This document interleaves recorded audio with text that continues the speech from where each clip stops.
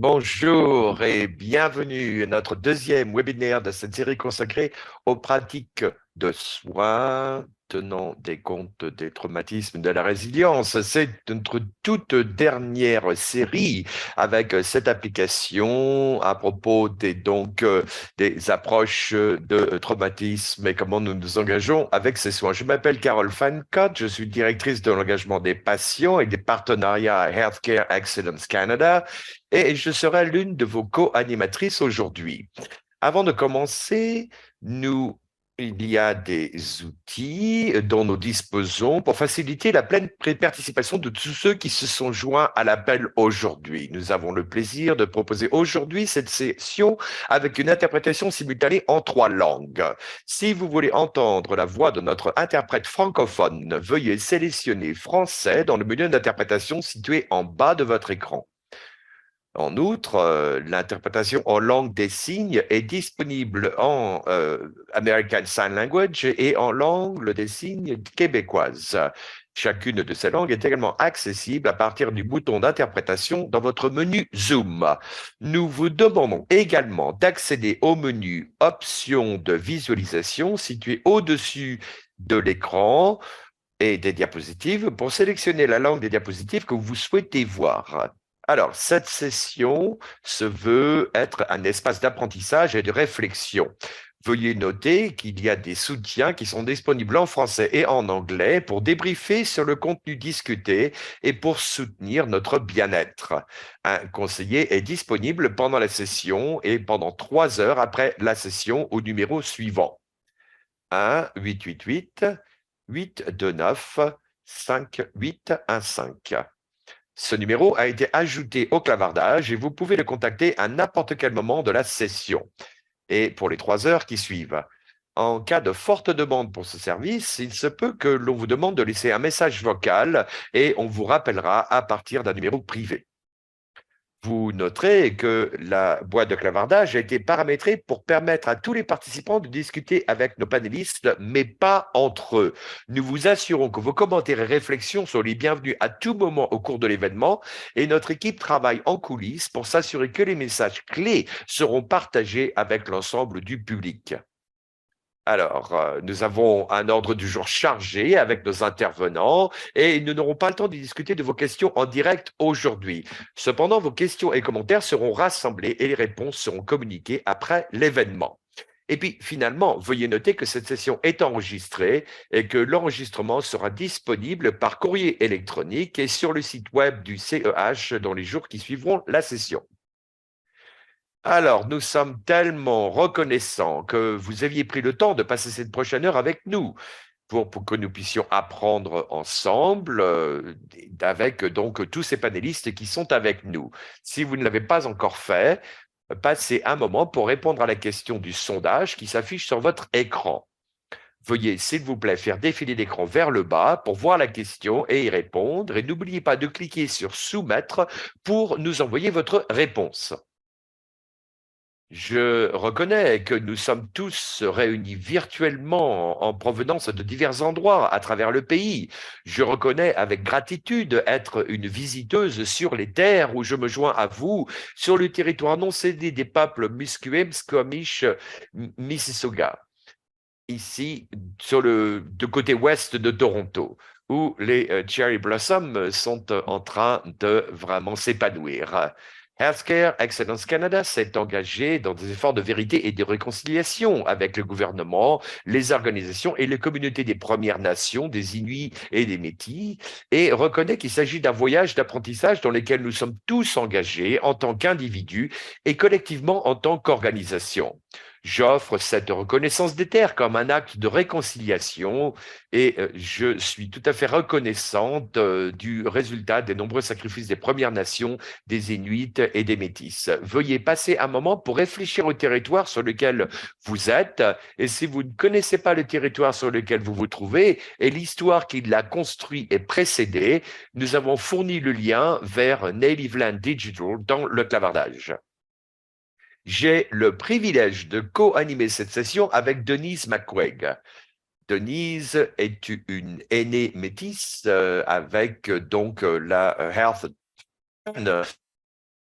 nous est consultatif. Le président de la Commission Première Nation Cercle de Santé et retourne auprès d'un certain nombre de conseils et de comités à travers le pays.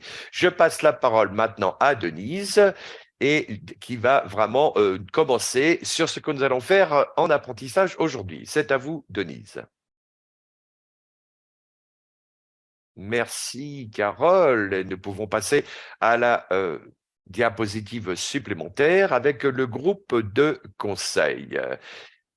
Cet échange a été sur l'apprentissage sur l'équité et la collaboration consultative, présidé par Carole, qui présente ce système de santé, y compris des personnes ayant une expérience vécue, des organismes de santé pancanadiennes et des conseils provinciaux de la qualité. Le groupe consultatif a fourni des conseils, des idées et des perspectives sur le contenu de l'échange d'apprentissage virtuel et a identifié les soutiens pertinents pour créer un environnement sûr pour les participants à l'échange d'apprentissage. L'année dernière, nous avons commencé par une série de webinaires avec le docteur Stephanie Nixon et Ed Connors pour explorer donc ce qui a été proposé avec un examen des préjugés inconscients et des privilèges. Et une série de webinaires a été consacrée à l'engagement éclairé par le traumatisme au niveau individuel et systémique. Les enregistrements de ces sessions sont disponibles sur le site web de HEC. Je tiens à remercier les membres du groupe consultatif pour leurs conseils. J'ai maintenant le plaisir de vous présenter les intervenants de la session d'aujourd'hui.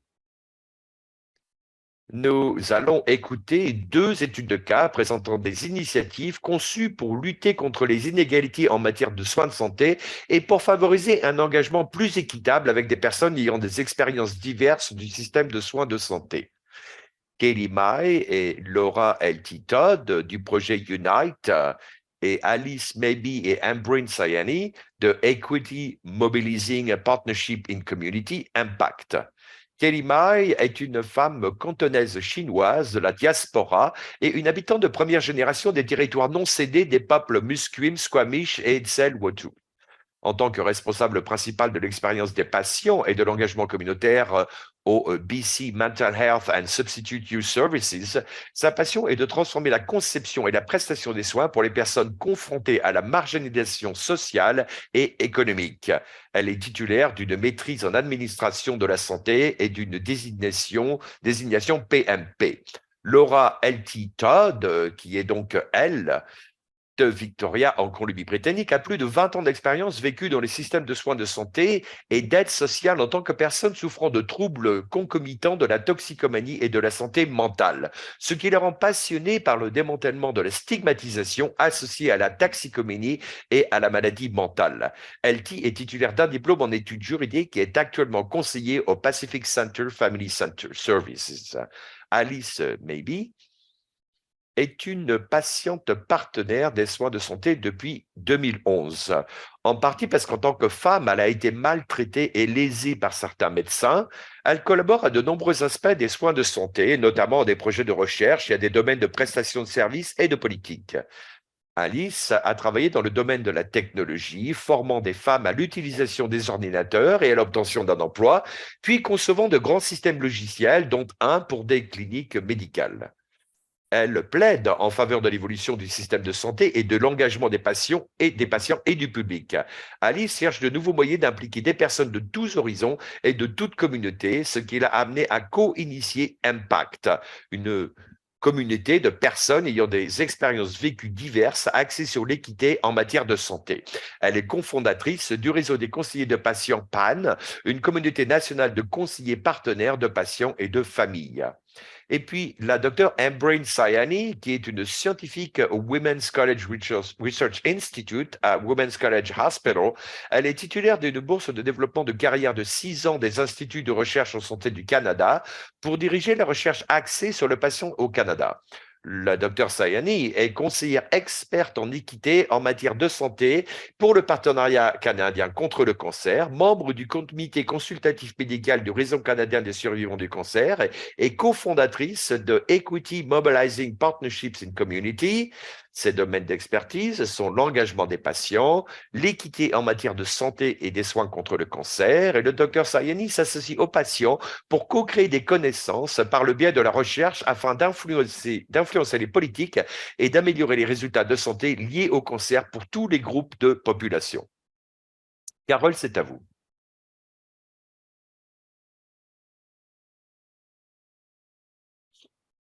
Merci Denise pour ces présentations.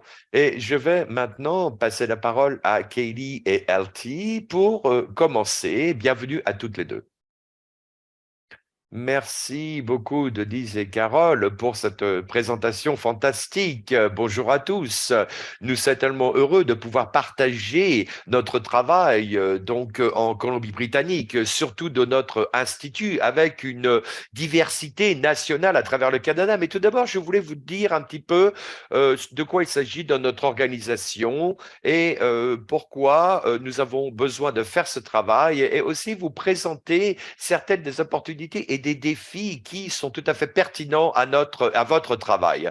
Et donc, nos services mentaux en Colombie-Britannique est un service provincial spécialisé pour l'organisation des services. Nous nous occupons des personnes, des patients qui ont des dépendances et des désordres, des troubles, pardon, qui sont complexes, compliqués et sévères. Et nous avons aussi des personnes qui étaient incarcérées et maintenant qui ont fait face à la justice. Évidemment, il y a cette stigmatisation de leur traumatisme à cause de leur diagnostic concurrentiel qu'ils ont eu et de l'expérience qui a été donc criminalisée. Et ça, c'est vraiment un environnement de soins qui, historiquement, sur lequel nous nous sommes appuyés et avec donc un environnement qui crée des opportunités, qui redonne le pouvoir aux personnes qui n'avaient plus ce pouvoir à cause des inéquités du système. Et cela, c'est ce qui fait ce projet Unite.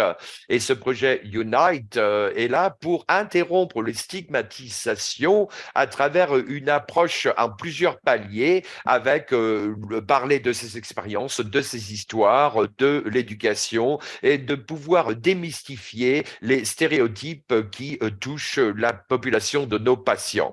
Et donc, ma co-présentatrice est une personne qui raconte des histoires. Elle fait aussi partie du projet Unite en tant qu'animatrice. Et donc, nous allons rentrer un petit peu plus dans le fond du sujet. Prochaine diapositive, s'il vous plaît.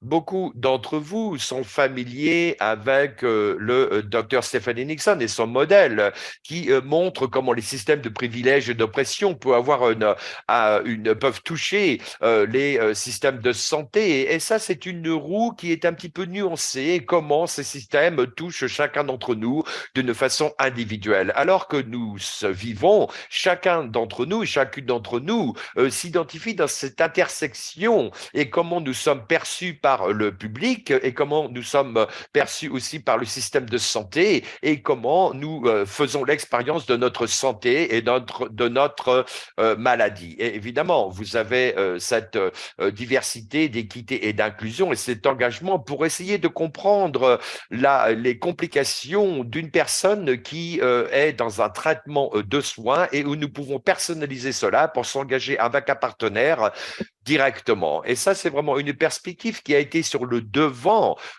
dans la planification de l'initiative Unite. Et vraiment, nous voulions commencer à sélectionner les personnes qui pouvaient être animatrices et modératrices de processus, et une des personnes étant LT, grâce à cette évaluation et en traduisant ce qu'elles ont appris à travers ces pratiques. Et je veux souligner certaines de ces pratiques qui sont sur cette roue ici et comment vous êtes dans le monde. Et c'est que le privilège, quelquefois, est invisible lorsque nous pensons à cela. Et c'est pourquoi réfléchir à comment cela peut nous toucher en tant que praticien engagé et en tant que leader, c'est vraiment une partie importante de comment nous pouvons montrer ces espaces et c'est important comment nous pouvons concevoir notre travail. Je passe la parole maintenant à LT. Bonjour à tous, je m'appelle Laura Todd. Comme vous le savez, je suis très honoré d'être ici du territoire non cédé de West Epsom et au Neke, alors que nous appelons cela donc la Colombie victorienne. Alors maintenant, je ne vais pas trop parler de détails parce qu'il y a des choses qui sont en rapport avec le suicide et avec des blessures que je me suis faites à moi-même. Donc, comme Kelly l'a dit, raconter les histoires dans le projet UNAT avait donc une identité marginalisée qui était en intersection, que ce soit donc ça représentait les femmes, les hommes, les personnes binaires, les homosexuels, les hétérosexuels, les personnes autochtones, les personnes qui étaient en prison, etc. Et donc avec des gens qui avaient du diagnostic de troubles mentaux ainsi que des dépendances. On en parlera un petit peu plus tard, mais je pense que vraiment, lorsque nous avons un historique divers et nous avons une intersection des identités, cela nous montre la composition du groupe de personnes au départ du projet et c'est ce qui a rendu les choses comme de la magie. Personnellement, je suppose que je représente un nombre de personnes d'identité opprimées. Je suis une femme homosexuelle, neurodiverse et donc j'ai aussi eu une dépendance. Ça va mieux maintenant et évidemment, je n'aime pas beaucoup les étiquetages, mais je ne veux pas vraiment parler que de mon expérience, mais lorsque nous voulons interrompre la stigmatisation et les identités, eh bien, cela passe par quelque chose de personnel et de politique. Et cela, c'était donc par rapport à ma présentation de mon genre, alors que on m'avait dit que j'avais des facultés intellectuelles qui étaient supérieures, j'avais des problèmes sensoriels, j'avais l'intensité des émotions qui peuvent aussi toucher des enfants qui sont doués. Et donc, j'ai été diagnostiqué plus tard avec des troubles d'attention.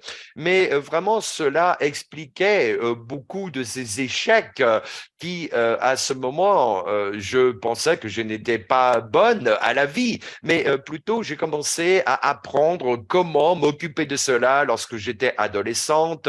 J'ai commencé à me faire du mal à moi-même, j'ai commencé à être drogué, j'ai été diagnostiqué avec ma première dépression à 16 ans, j'ai essayé de me suicider la première fois à 17 ans et j'ai ensuite été traité pour une dépendance. Et donc le projet UNAT qui était en existence, cette opportunité donc de se présenter qui était là. Et donc je m'étais battu contre cette stigmatisation avec les différentes choses qui se passaient dans le système de santé.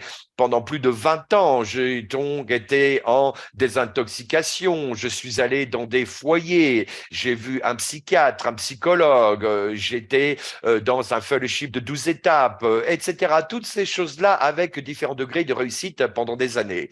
Et avec le projet Unite, je savais que je voulais que ma voix soit vraiment une force pour un changement social, mais je ne savais pas la peur que j'éprouvais pour raconter mon histoire au monde, juste après avoir accepté le poste. Mais vous savez, j'ai passé la plupart de ma vie adulte en honte et en secret. J'avais honte. J'avais toujours peur de parler de ma vérité. J'avais peur de perdre mon emploi, de ne pas de perdre le respect de ma famille, de mes amis. Et nous avons une conversation dans le projet très tôt et comment nous pouvions utiliser nos vrais noms. Et j'avais très peur, mais j'ai reconnu que mes craintes étaient vraiment les raisons pour lesquelles ce travail était tellement important. Et donc, je me suis cherché moi-même. Et ce que j'ai commencé à comprendre, c'est que ma résistance à vraiment utiliser mon vrai nom, c'est que j'étais privilégié.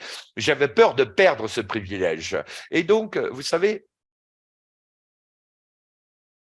je pense que la marginalisation et donc cet avantage que l'on n'a pas, que l'on ne mérite pas, n'est pas mutuellement exclusif. La plupart de mes identités étaient plutôt sur le côté des valeurs culturelles et des politiques publiques. Mais vous savez, je viens d'une famille vraiment d'un statut social moyen, mais j'ai quand même, j'ai été à l'université, j'ai eu des choses qui m'ont été disponibles dans ma vie pour m'aider. Cela grâce au au système de santé. Et puis le fait que mes parents avaient aussi des économies pour leur retraite. Et donc mon privilège m'a permis d'être employé pendant toute ma vie, m'a empêché de ne pas devenir sans-abri. Et donc c'est cette culture de la classe moyenne au Canada, donc cette culture dominante qui m'a permis peut-être, je n'avais pas l'air d'être quelqu'un qui avait des problèmes, des troubles mentaux. Et donc, je suis quelqu'un qui peut-être avait quelque chose de moins à perdre, mais j'avais peur de perdre ce que j'avais, peut-être une opportunité de carrière à venir, si peut-être mon nom était lié à un projet, à ce projet. Parce que j'ai passé toute ma vie où on m'a dit indirectement que ma dépendance, que ma santé mentale qui n'était pas bonne, c'était vraiment quelque chose qui était une responsabilité. Et donc, je voulais voir quelle était ma stigmatisation et de voir quel était mon parcours donc de douleur et de savoir quelle était ma valeur sociopolitique. Et je pense que vous êtes tous ici aujourd'hui parce que vous savez que nous avons besoin d'une révolution qui est centrée sur le patient dans notre système de santé. Et donc, j'ai compris qu'il fallait que je donne la permission à d'autres personnes de faire la même chose. Et donc, je me suis promené entre deux mondes, je veux dire. Et ceux qui avaient le privilège et le pouvoir ne veulent pas changer le status quo. Eh bien, rien ne changera pour ceux qui en profitent le plus. Voilà, je vais repasser à Kaylee pour la prochaine diapositive. Merci beaucoup, LT. Et donc, pour de partager une partie de vous-même, qu'est-ce qui est la stigmatisation qui vraiment perturbe les choses avec tellement de plateformes dont LT va parler. Et c'est vraiment pour continuer d'apprendre dans ce webinaire. Mais avant de rentrer dans les vifs du sujet des activités, ce que nous avons fait, ce que nous avons appris, je veux peut-être orienter la conversation dans un autre contexte, ce que nous comprenons à propos de la stigmatisation. Et donc, vous avez trois types de stigmatisation. Vous avez la stigmatisation sociale, les croyances, les attitudes, les convictions, qui est en généralement endorsée par le public en grand. Vous avez donc la stigmatisation structurelle, c'est-à-dire des institutions légales qui restreignent des différentes opportunités pour certaines personnes. Et puis, vous avez l'autostigmatisation, quelque chose d'internalisé, où vous avez cette perception, où vous avez un stéréotype négatif de vous-même. Et cela, donc, vous avez ces trois stigmatisations qui sont séparées, mais qui sont quand même ensemble. Et donc, vous avez des maladies mentales qui sont quelquefois violentes.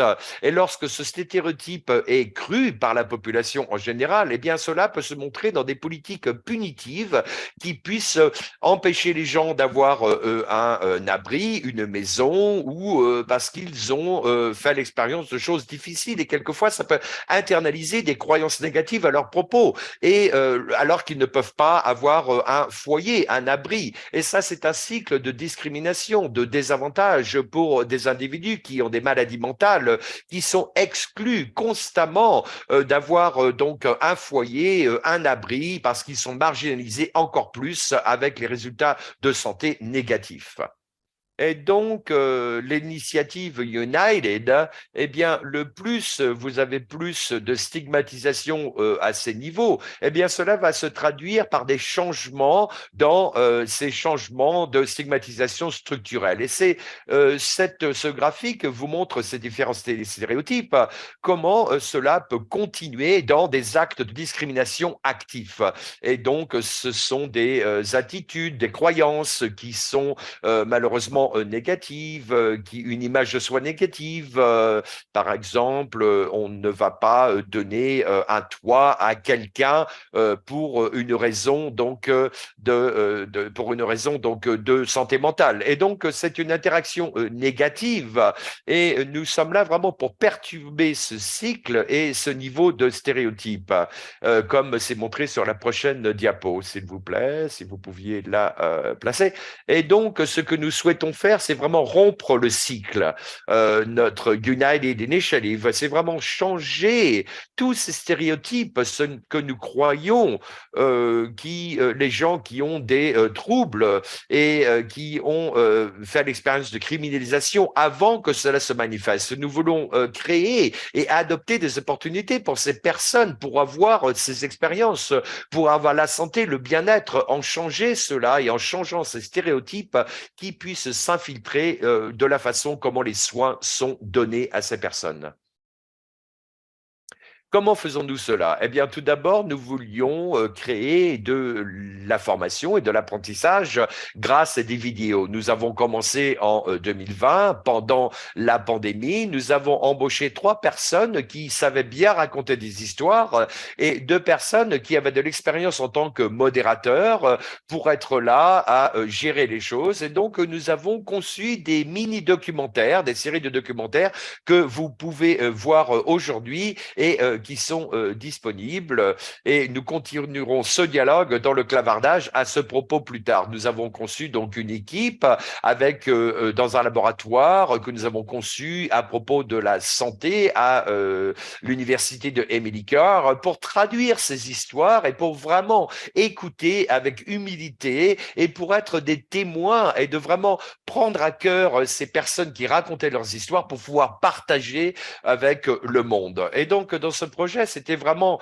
la lumière hein, dans ce brouillard qui se montrait à propos de la crise dans la santé publique. Et je pense que vous pouvez vraiment en parler. Je vais maintenant vous repasser la parole, Elti, parce que vous pouvez peut-être parler de votre expérience.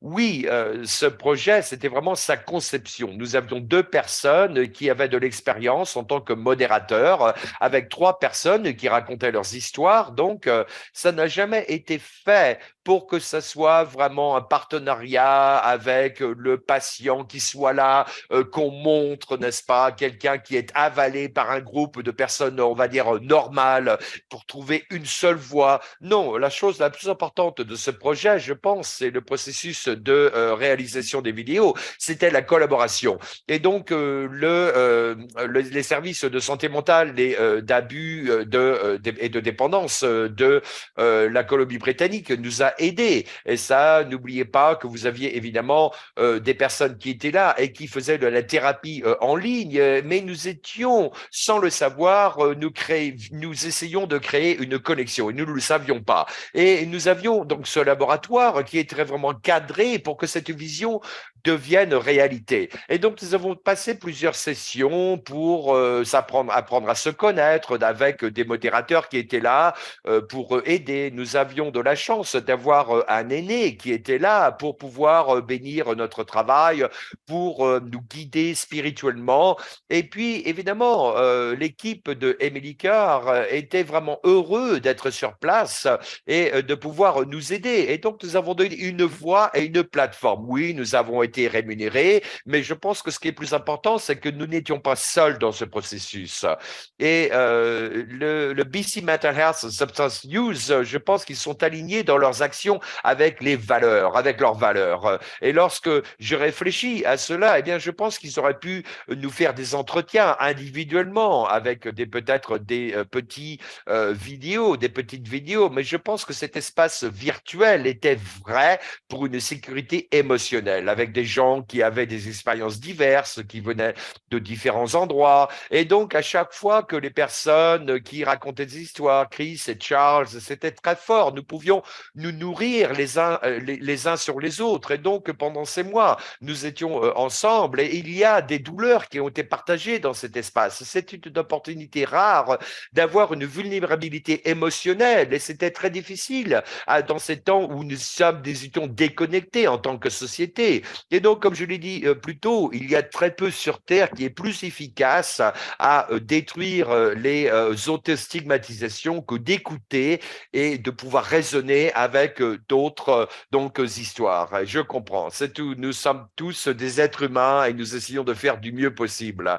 Et j'ai plein de choses, de bonnes choses à dire de la façon dont nous avons été traités à Emily Carr. Ils étaient super de pouvoir parler de leurs histoires, surtout dans dans la dernière partie du projet et avec tous les modérateurs et toutes les personnes qui ont raconté leurs histoires dans ce projet, on s'est senti soutenus et valorisés à chaque étape. Et lorsque je regarde en arrière, eh bien, aucun d'entre nous savait quels étaient les progrès que nous faisions au-delà du projet de vidéo pour perturber la stigmatisation. C'était plutôt vague au départ, mais à la fin, c'est devenu quelque chose, une expérience magique qui a été guidée par une raison d'être partagée et avec l'authenticité pour qu'elle soit exprimée et une expérience que nous devions célébrer. Et je suis tellement reconnaissante pour cette initiative, bien que ce projet, c'était vraiment pour interrompre la stigmatisation sociétale, eh bien, je pense que cela, c'était pour transformer la relation que j'avais avec certaines de ces identités intersectionnelles et ma honte personnelle. Alors, prochaine diapo, s'il vous plaît. Alors, ça, c'est vraiment quelque chose de très cool, mais c'est pas à moi que revient en fait le crédit. On voulait justement que les vidéos nous aident à surmonter ces stéréotypes ou cette stigmatisation. Les vidéos sont accompagnées par un dialogue fabuleux, par un guide, en fait. Ça ouvre justement l'espace au dialogue dans un esprit d'ouverture, de curiosité. Et l'objectif, réellement, c'est d'essayer de comprendre les perspectives des autres. Et je vous encourage, bien sûr, à regarder ces vidéos. Ce sont des vidéos très courtes et ça peut servir de catalyseur pour justement discuter de ces questions complexes sociales. Alors, c'est justement l'IRSC qui a créé cela. Il y a aussi un dialogue qui a été très bien écrit, un guide de formation avec des partenaires et aussi des parties prenantes issues de la communauté pour permettre la facilitation ou cette animation au sein du lieu de travail pour engager les personnes qui ont des expériences vécues à ce niveau-là. Le projet pilote travaille avec des effectifs des services correctionnels et aussi réellement ce dialogue peut être finalement utilisé dans des centres de soins ou ailleurs.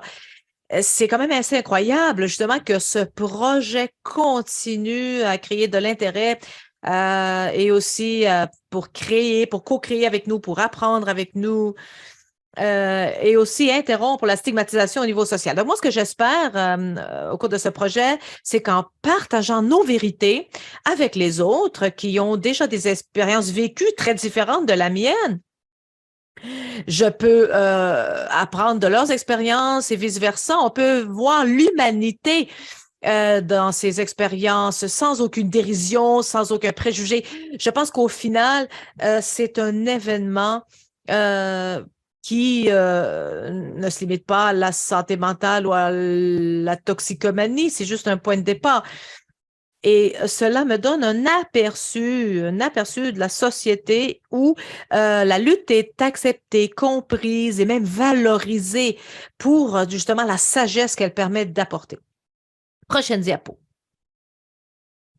Alors, bien sûr, on n'a pas beaucoup de temps, mais moi, je pourrais parler énormément. Juste un aperçu d'un événement qui a été organisé par cette organisation. Ça fait 2 ans déjà. Ça a été la première fois, notre première réunion en présentiel qui a en fait donc montré des vidéos en public. Cet événement a rassemblé les effectifs des familles, des patients, différentes parties prenantes qui ont ensuite été témoins de nos histoires. Et en fait, on a célébré nos histoires, nos passés uniques de guérison, qu'est-ce qu'on peut faire ensemble pour justement surmonter la stigmatisation, surmonter les préjugés liés à la toxicomanie, par exemple.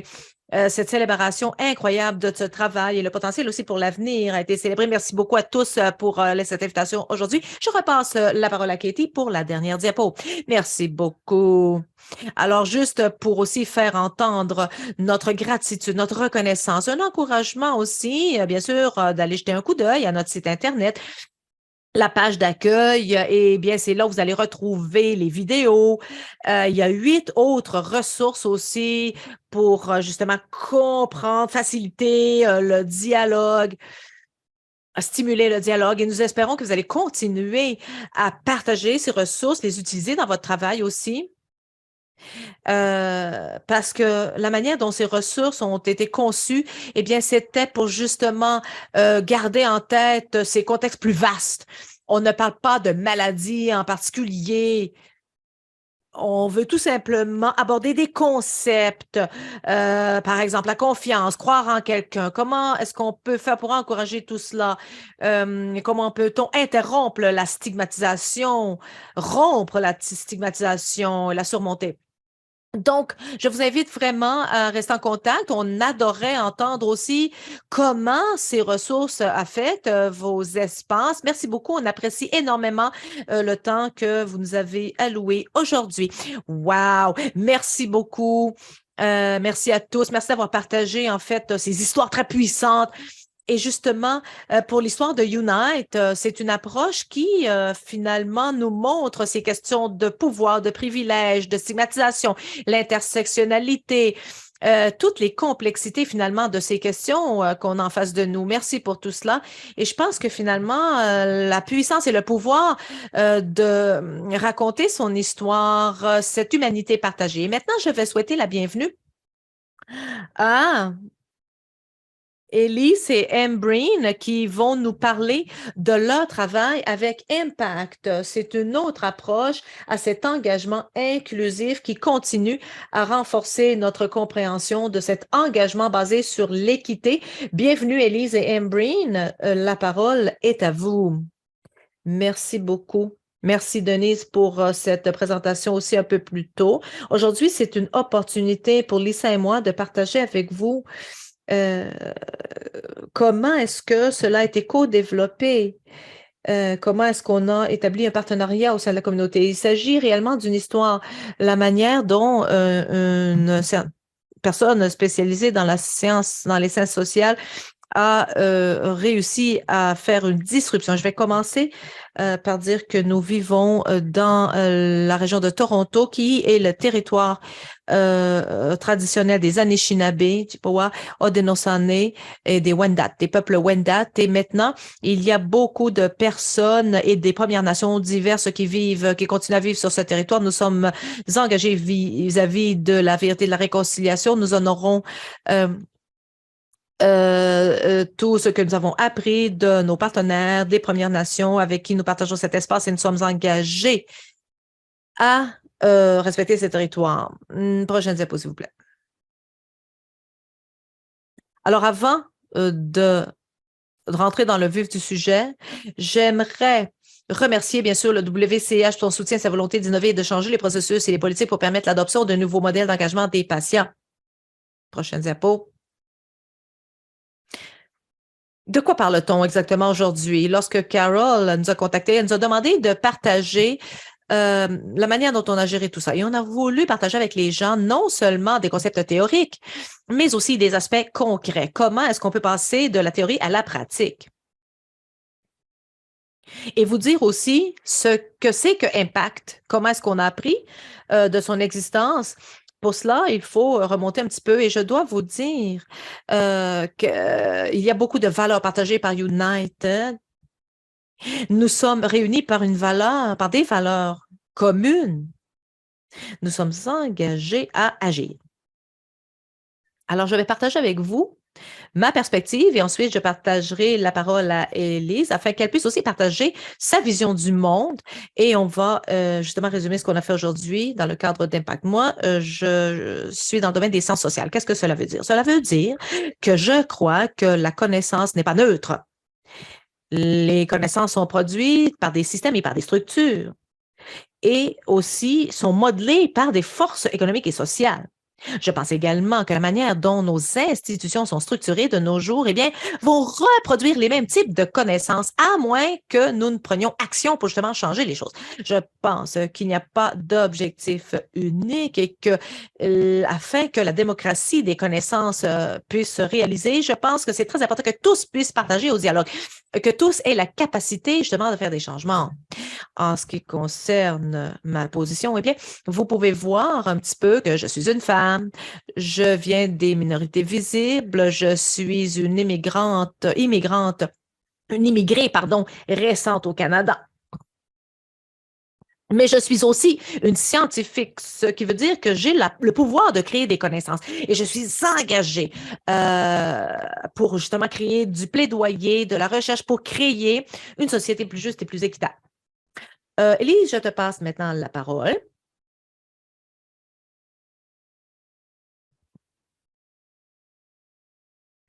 Désolée, j'ai perdu ma voix aujourd'hui, je vais faire de mon mieux. Comme Breen l'a dit, j'ai un privilège parce que je suis blanche, je suis une femme, j'ai grandi dans le bon environnement culturel, ce qui m'a donné des informations. Ça m'a permis de faire partie d'une minorité, mais aussi du groupe des privilégiés. Et j'ai demandé aussi à mes collègues soignants comment est-ce que je peux établir des partenariats avec quelqu'un qui n'est pas comme moi. Et cela m'a fait réfléchir à mon rôle en tant que partenaire des patients et quel est mon rôle et qu'est-ce que je peux offrir à ces personnes qui ont moins de privilèges que moi. Quel serait mon rôle donc? En tant qu'allié, le fait d'être allié, c'est la pratique d'utiliser le pouvoir et le privilège qu'on a pour soutenir et plaidoyer au nom d'individus marginalisés ou de groupes marginalisés. Le fait d'être allié, c'est aussi d'agir pour défier le système d'oppression et de promouvoir l'équité et l'inclusion, même lorsqu'on n'est pas affecté directement par le système. Donc, pour être un allié, on doit être prêt à écouter et apprendre de la part des personnes qui appartiennent à la communauté des marginalisés. On doit aussi être capable d'utiliser notre privilège et notre pouvoir pour faire entendre la voix de ces personnes marginalisées. Cela eh bien, implique de confronter les biais, les préjugés, d'éduquer les autres, informer les autres par rapport aux questions d'oppression et de travailler pour créer davantage d'environnements inclusifs et équitables.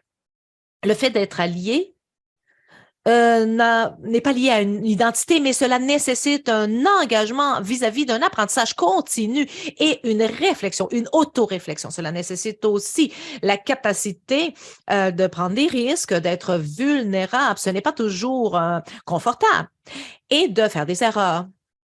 Le fait d'être allié, c'est aussi un outil crucial pour construire des communautés plus fortes et plus inclusives et pour promouvoir aussi le changement social ainsi que le progrès. Pour moi, mon rôle, c'est d'être un suspect usuel, si vous voulez, un suspect normal, entre guillemets. C'est en fait d'ouvrir la voie et de faire entendre la voix de ceux qui ne sont pas assis autour de la table normalement. Prochaine diapo. Alors maintenant, ce qu'on va faire, eh bien, on va commencer par décrire l'impact, décrire impact et le modèle d'engagement inclusif des patients. Prochaine diapo. Alors, qu'est-ce qu'on veut dire par diversité déjà? Les communautés diversifiées incluent une vaste gamme d'expériences et d'expressions. Je sais que c'est ce que comprennent par cela nos collègues de Unity. Cela inclut différentes identités sexuelles, raciales, différentes choses. Lorsque Breen et moi, on a parlé pour la première fois, on a exploré certains éléments clés d'engagement pour nous. Il s'agit de relations, de construire des relations. Et qu'est-ce que ça veut dire? Comment est-ce que ça se passe et comment peut-on nous éloigner de cette approche RH, que la forme que prend traditionnellement l'engagement et qui a tendance à être transactionnel. Alors, on a commencé Impact en parlant avec des personnes qu'on connaissait déjà et qui venaient de différents profils et qui n'étaient pas normalement des personnes qui étaient assises justement autour de la table et qui étaient représentées autour de cette table. Et nous avons donc créé Impact, conçu Impact d'une manière organique. Nous avons décidé qu'on voulait être une communauté et donc que nous n'allions pas avoir de termes de référence parce que nous ne sommes pas un conseil, mais bien une communauté. Et les cadres limités sont transactionnels. Les communautés ne sont pas transactionnelles et sont basées sur des relations. Les communautés, en plus, ont aussi un dénominateur commun, un facteur ou un objectif commun. Parfois, c'est l'aspect géographique ou la zone géographique. Nous, on s'est réunis autour de l'objectif commun de l'équité et de la santé. Prochaine diapo. Et comme l'a dit LT, on n'étiquette pas les personnes parce qu'on s'est rendu compte que cela ne mettait pas les gens à l'aise. On n'utilise pas des catégories pour les gens. On pense que le fait d'étiqueter les gens est restreignant et peut même porter préjudice. Notre site Internet, et ça, c'est une petit vidéoclip de notre site Internet, explique notre approche. Tout le monde a écrit ses propres choses, expériences, et ont sélectionné la manière dont ils voulaient se présenter, les choses qu'ils voulaient dire à propos d'eux-mêmes, et aussi ils ont décidé s'ils voulaient montrer leurs photos ou pas. Donc, ils ont choisi la manière dont eux voulaient se décrire à nous. Donc, nous sommes une communauté, comme je l'ai dit tout à l'heure. Les communautés peuvent être beaucoup de choses. Dans ce cas-ci, nous sommes une communauté qui est unie par une valeur partagée. On s'est rassemblés parce qu'on croit tous aux besoins d'équité dans le domaine de la santé. Ce qui nous unit, c'est cette croyance. Cette croyance que nous avons besoin d'un système de santé inclusif qui soit socialement juste et équitable pour tous. Nous pensons qu'afin que cela se produise, eh bien, il faut qu'on entende les retours d'impression de tous, les opinions de tous. Nous devons donc écouter ces personnes qui ont un vécu expérientiel diversifié et appliquer une optique d'équité dans le domaine de la santé, et ce, en tout temps. Alors, il y a des preuves de l'impact scientifique. Qu'est-ce que je veux dire par là? C'est de mesurer à quel point, par exemple, une étude ou des résultats scientifiques ont influencé d'autres chercheurs. Et moi, je peux dire qu'il s'agit peut-être pas les meilleures mesures pour mesurer l'impact, mais c'est ce qui est académiquement crédible pour l'instant. On est passé de 2 membres à 5 membres et maintenant, nous avons 17 membres d'impact et certaines personnes on en a entendu parler, nous avons reçu des prix.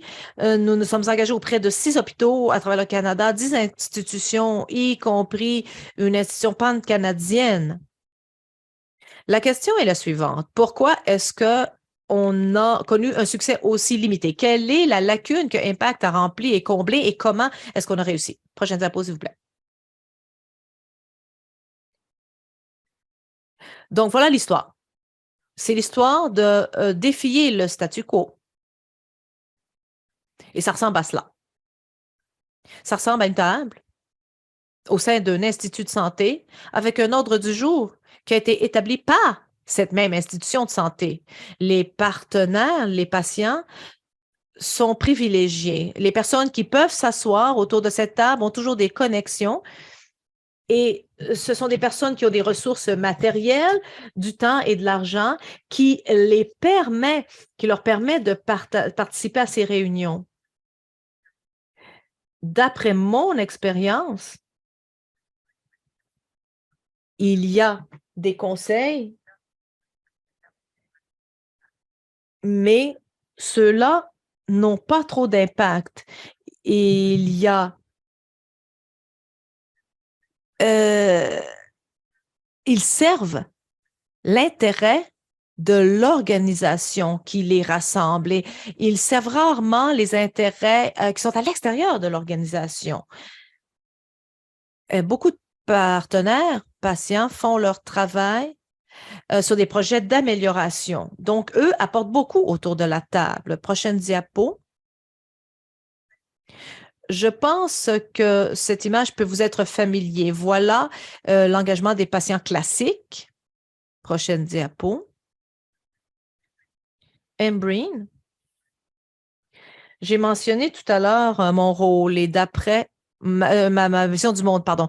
Et moi, je suis amenée à poser des questions par rapport au statu quo. Lorsque je regarde la table de l'engagement des patients, la question qui me surgit, c'est quelles sont les voix qui sont exclues? Quelles sont les voix qui manquent et pourquoi est-ce que ça arrive et que peut-on faire?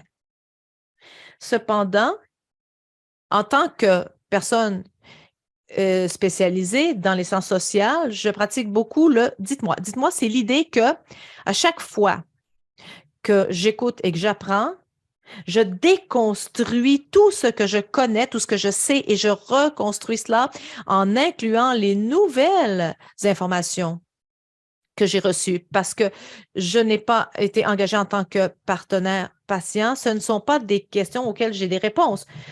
On m'a présenté à Élise, cependant, et prochaine diapo, s'il vous plaît, et ensemble, nous avons réussi à réfléchir à certaines de ces questions, Élise. Alors, très brièvement, moi, j'étais surprise en tant que patiente partenaire. Je venais de l'industrie du secteur de la technologie. J'ai vu les différences de langage et de culture, les différences entre les types d'espace qu'on occupe et que l'on comprend. Je voulais comprendre les considérations pratiques. Et je voulais voir si j'étais une personne privilégiée, que j'ai déjà de la misère avec la structure, la linguistique, avec des aspects linguistiques, qu'est-ce que ça va être pour une personne qui n'est pas comme moi? Prochaine diapo. Alors, en tant qu'être humain, nous sommes complexes et nous avons plusieurs identités, nous avons plusieurs influences. On peut être, par exemple, noir, trans et à l'aise.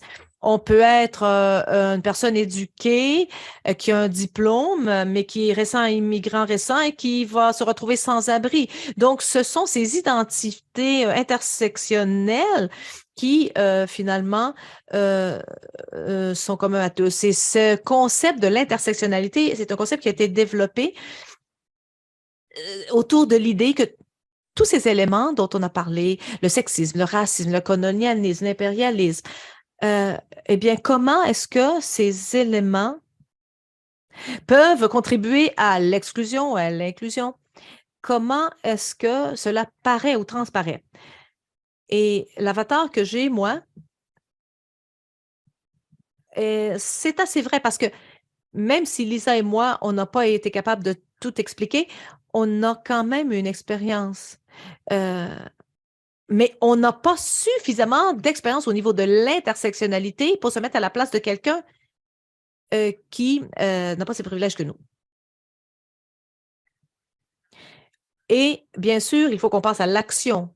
On voulait comprendre qu'est-ce qui faisait, qui pourrait faire que l'engagement des patients pourrait être plus inclusif. Prochaine diapo.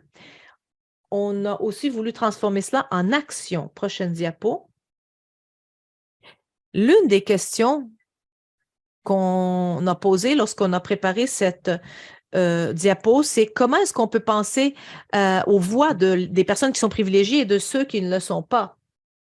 C'est important de réfléchir et d'apprendre de ces différentes communautés. Qu'est-ce qu'il faudrait pour participer et faire partie de cette étape de prise de décision? Et qu'est-ce qui pourrait être important pour ces personnes et quels sont les obstacles auxquels ils font face? Tout cela a commencé en parlant réellement des personnes qu'on connaît. Nous avons tous des relations profondes avec des membres de notre communauté. On est donc passé d'une relation de confiance à une autre relation de confiance. Et en fait, on a voulu voir si que personne pourrait être prêt à entamer cette conversation. Et on a dit, on voudrait en savoir plus par rapport à vous. On s'est concentré sur les réseaux de confiance. On a élargi ces réseaux de confiance. On a voulu mettre les relations au-dessus de tout et on s'est rassemblés en tant que groupe avec une valeur commune. Les membres des communautés nous ont dit qu'ils ne voulaient pas participer parce qu'il y aurait de l'étiquetage. Souvent, ils n'étaient pas invités. Et lorsqu'ils étaient invités, eh bien, il y avait assez peu d'impact par rapport aux choses qu'ils partageaient. On a aussi partagé aux personnes avec au sein des institutions de santé, mais ils disent qu'ils n'ont personne, n'ont pas d'homologue avec qui ils pourraient prendre contact au sein de ces institutions. Et ils se sont donc rendus compte que l'équité, c'était quelque chose d'assez difficile. C'est trop abstrait. Et comment peut-on agir si on veut vraiment faire quelque chose à ce sujet? Donc, c'est important d'explorer davantage cela. Cette diapo montre en fait cet endroit où tout le monde peut se réunir. les institutions de santé veulent se mobiliser pour l'équité et on a eu aussi des personnes qui ont été prêtes à se mobiliser. C'est quelque chose qui a été conçu collaborativement avec toutes ces catégories de parties prenantes. Alors, l'aspect clé, c'était le renforcement des capacités pour le changement. Donc, lorsqu'on s'est rassemblés en tant que partenaires patients, comment est-ce qu'on voulait renforcer les capacités pour les changements qu'on voulait voir dans le système de santé? On a décidé de se concentrer sur une analyse de l'équité dans le domaine de la santé. Pour tous d'entre vous qui êtes familiers avec le système de santé et avec cela, donc, comment est-ce qu'on fait cette analyse? Cette analyse est souvent faite par des personnes qui sont assises dans leur tour d'ivoire, qui font des suppositions et qui pensent aux implications de leur projet sur une communauté. Mais nous, ce qu'on a fait, eh bien, on a rassemblé les expériences vécues pour pouvoir justement nourrir ces projets, les alimenter avec ces informations et faire en sorte que ces projets soient gérés par cette expérience des membres de la communauté. Alors, on a un processus assez formel lorsqu'on s'engage auprès de cette équipe de recherche, lorsqu'on nous présente un projet pour une consultation. Donc, la partie clé de cela, ce sont les parties en bleu, les rectangles en bleu. Et ici, on travaille sur la base des principes de ce projet. Donc, on s'engage auprès des décideurs dans le cadre d'un projet de recherche. Et il s'agit ici de l'un des éléments clés qui fait en sorte que nos consultations fonctionnent parce que le temps qu'on passe dans ces réunions, eh bien, c'est le temps qu'il faut pour aider à traduire ou transférer la vision des personnes académiques et de le traduire en langage de tous les jours, c'est-à-dire comment est-ce que vous expliqueriez ça à votre grand-mère assise autour de la table. Et cela permet de créer un espace de sécurité pour que la consultation puisse avoir lieu. La consultation en tant que telle ensuite a lieu et les gens viennent nous voir avec des petites présentations du projet et ils posent des questions, les questions qu'ils veulent discuter. Nous avons donc notre discussion.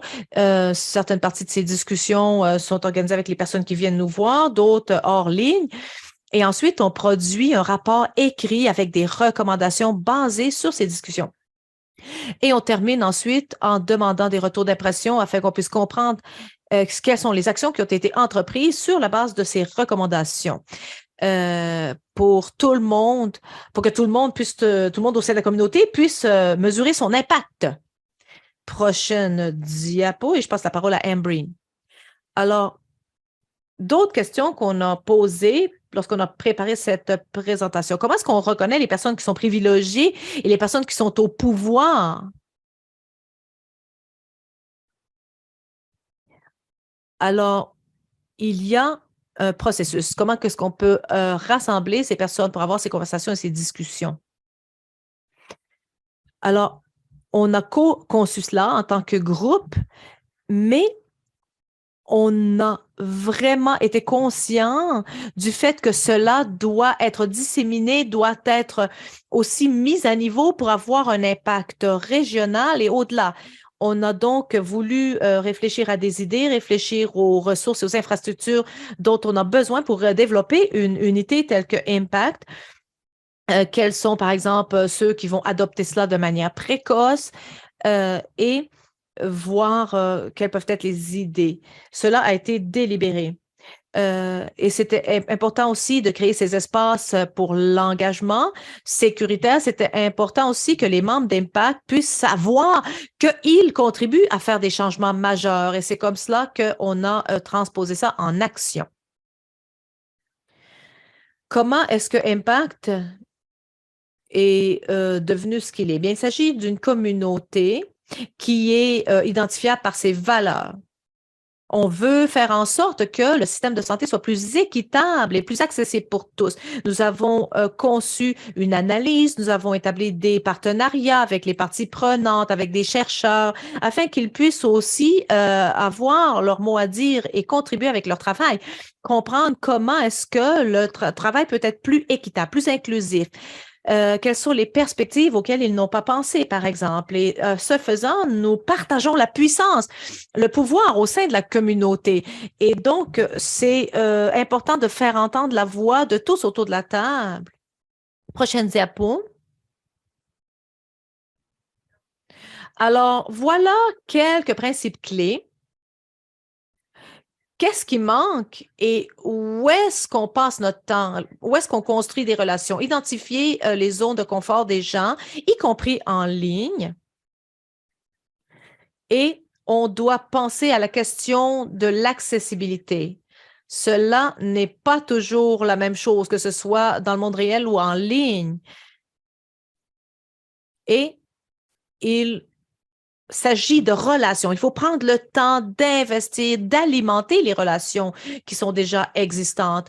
Et il faut être délibéré aussi par rapport au plan de succession. On forme des membres de Impact pour jouer les rôles que nous avons aujourd'hui et ensuite ne pas nuire. C'est un autre principe.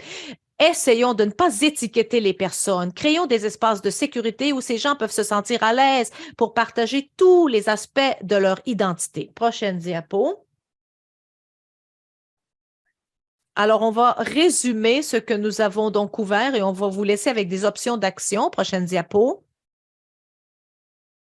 Alors, dans le domaine de la santé, on peut faire beaucoup de choses pour améliorer des processus déjà existants et ajuster ces processus. Impact, ce n'est pas un ajustement.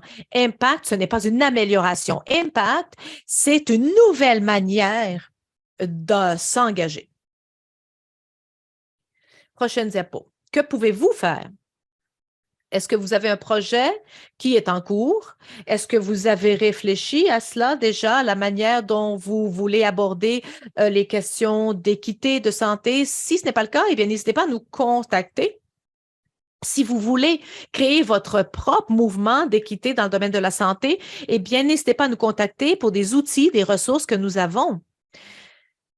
Et finalement, j'aimerais vous remercier énormément pour avoir passé ce moment avec nous. Je suis très enthousiaste par rapport à ce travail et nous avons très hâte, eh bien, d'étendre ce mouvement. Voilà, merci.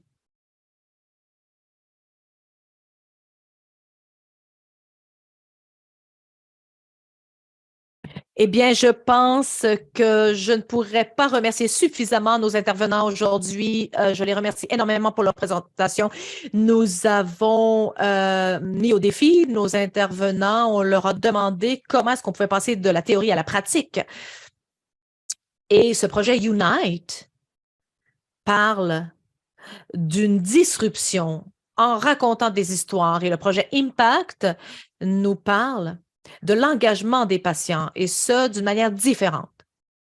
Ces deux intervenantes, Elise et Alti, ont parlé aussi du fait d'être alliés, d'être prêts à écouter et à apprendre. Il faut analyser nos propres privilèges afin de pouvoir faire entendre la voix des autres. Elti a partagé avec nous le fait que l'équipe avait écouté l'expérience.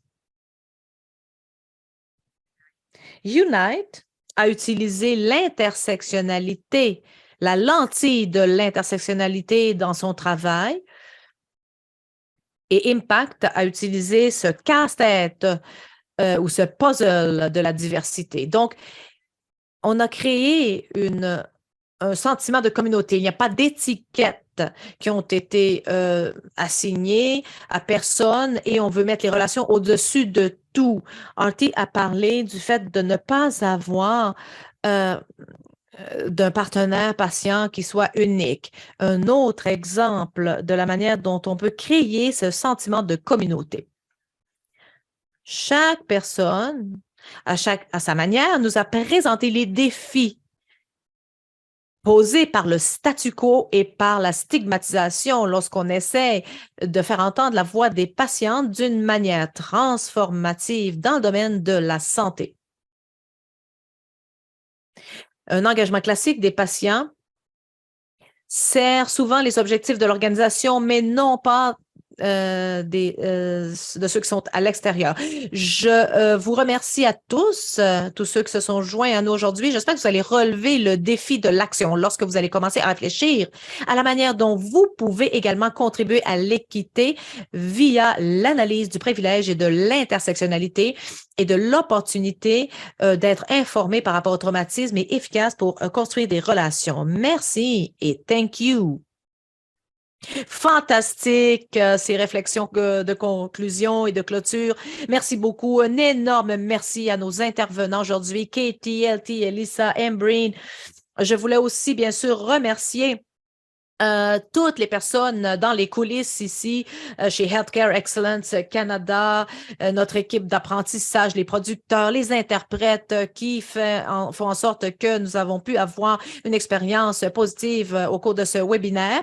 Alors, cette séance a été enregistrée et les ressources, bien sûr, vous seront disponibilisées par email.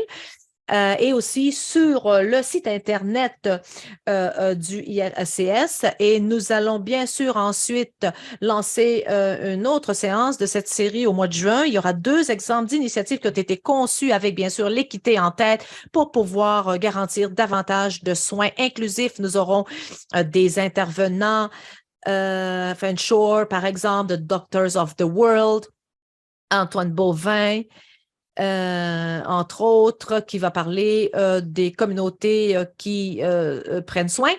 Et donc, pour vos inscriptions, eh bien, n'hésitez pas à visiter le site Internet. Avant de partir, on aimerait que vous répondiez à un petit sondage à l'écran pour que vous puissiez nous donner votre avis sur cette séance. Alors, merci encore une fois d'avoir pris le temps d'être avec nous aujourd'hui. On a très hâte de vous revoir. Voilà donc, cela conclut notre webinaire d'aujourd'hui. Merci.